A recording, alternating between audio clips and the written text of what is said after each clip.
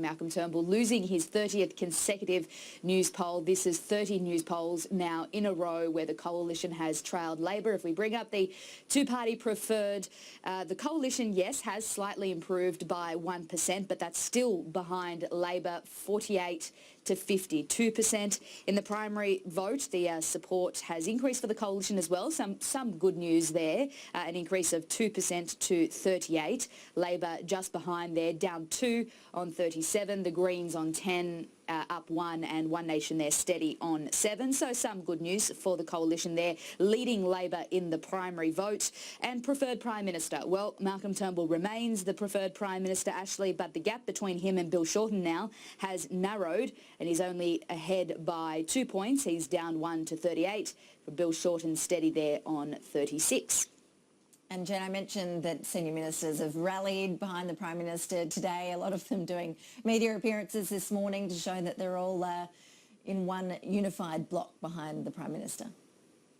Yeah, that's right. It's not surprising as well there we have seen Malcolm Turnbull and many of his cabinet ministers set up the groundwork for the response to this 30th Newspoll loss for many weeks now. What was interesting was that I think half the cabinet has today been out and about talking to the media, and it's not even, well, it just hit 10 a.m. So that is quite interesting, showing their support for the Prime Minister.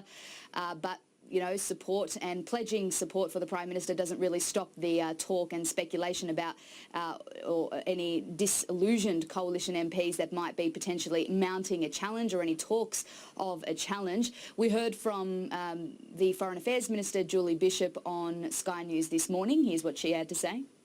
That's not the test for the leadership of the Liberal Party. In fact, the test is who retains the confidence of the majority of the members of the Liberal Party room, and that's Malcolm Turnbull. And we've also heard from the Education Minister, Senator Simon Birmingham, who you spoke to as well. He says that, well, Newspoll it's gone now. It's time to focus on what really matters. But he also denied that anyone's talking about a Tony Abbott return. Here's what he had to say. Surely you can't credibly attack this poll when it was Malcolm Turnbull himself who set the benchmark. No, look, polls are part of political discourse and discussion, and the media will spend a lot of time talking about them, no doubt. I'm wondering, though, can you even conceive of a Tony Abbott comeback, or is that just not even an option now or ever, in your view? Well, I don't really think anybody's conceiving of that. Now, as we just heard, Malcolm Turnbull has responded to this. He says that he regrets using 30 consecutive Newspolls as one of the reasons he challenged Tony Abbott, but he pointed to the other reasons he cited as part of that challenge, which includes economic leadership and restoring traditional cabinet government, and he says that he has achieved that. He also denies that members of the party, well, that he no longer enjoys the support of the majority of the party room. Here's what he had to say. Well, I can assure you I've addressed it. I mean, I regret making those remarks at the time, making the remarks about 30 Newspolls at the time. But what I promised to do was to provide economic leadership and traditional cabinet government, and I've done both. Now, Tony Abbott has, well, yesterday denied that he is a part of any leadership challenge, but he also wants to know why it was good enough for him but not good enough for Malcolm Turnbull. And today he being asked whether his constant talking about the government and his constant alternative policy agendas, is that damaging the coalition brand? Well, he has reserved his right to speak out on policy issues that matter to him. Here's what he had to say today in Victoria. I'm a backbench member of the government, and backbenchers are free within reason to speak their mind and to talk about what they think is in the best long-term interests of the party, the government and the country. Now, you wouldn't expect me to stay silent, and I guess one of the differences between me and some of my colleagues is that if I've got something to say, I don't ring up a journalist and whisper poison into their ears. I say it up front, openly, and I put my name to it. Meantime, Jen, another former Prime Minister, Kevin Rudd, has had, well, quite an extraordinary piece to say on the glorious format that is Twitter. Yes, he's a bit fired up today on social media, Kevin Rudd, despite the fact that Bill Shorten has now won 30 consecutive news polls against Tony Abbott and 30 consecutive news polls against Malcolm Turnbull. Not a great showing of unity for the current Labor leader, Bill Shorten, from Kevin Rudd. The tweet there, as you can see, ironically, the beneficiaries of the 2010 coup are Malcolm Goodwin Grench Turnbull and Bill I'm with the coup Shorten. In 87 news polls, I fell behind once. Based on that, coup leaders acted, saying we'd lose the election. Both Malcolm Turnbull and Bill Shorten would be long gone if we applied that standard now. Now, the former Labor Minister, Stephen Conroy, has responded to that tweet on AM Agenda.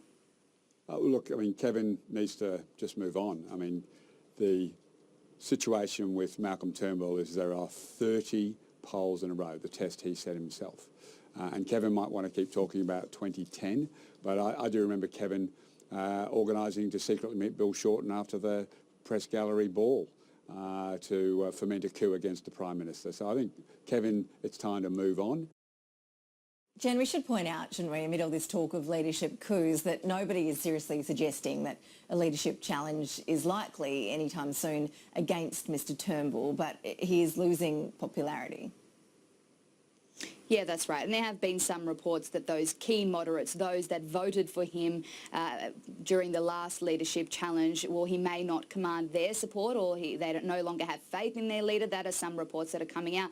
And there have been some coalition MPs, disillusioned coalition MPs, that have been backgrounding journalists about a potential challenge after the budget. So they want to see whether the income tax cuts will win over some voters, but they're not. It's not credible at the moment. There won't be any leadership challenge in the short term, and there's no obvious replacement as well. Yes, Conservatives would lean towards Peter Dutton and moderates towards Julie Bishop, but as I mentioned, that's not going to happen anytime soon.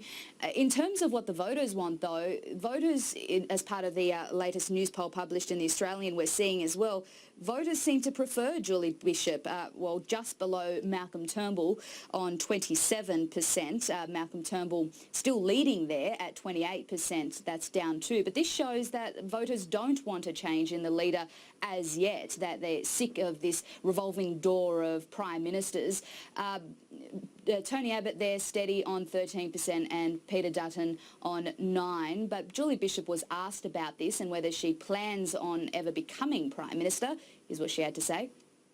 I don't even envisage these circumstances, Kieran. The fact is that Malcolm Turnbull retains the confidence of the vast majority of our party room. And more broadly, for possibly taking the top role one day, is that something that, you know, you still have a leadership baton in your knapsack there?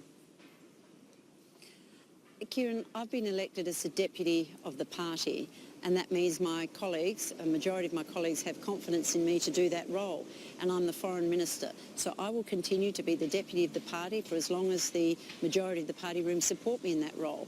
And I'm happy doing this. I'm happy supporting Malcolm Turnbull as the leader, and I'm happy and honoured to be Australia's foreign minister. Ashley, we're not going to hear the end of this. Tony Abbott will spend the next week bike riding through regional Victoria and New South Wales as part of that charity ride, Polypedal. Today's stop, well, he'll be out the front of the Hazelwood, the old Hazelwood power station, where he'll be calling for the government to put more coal in the energy mix.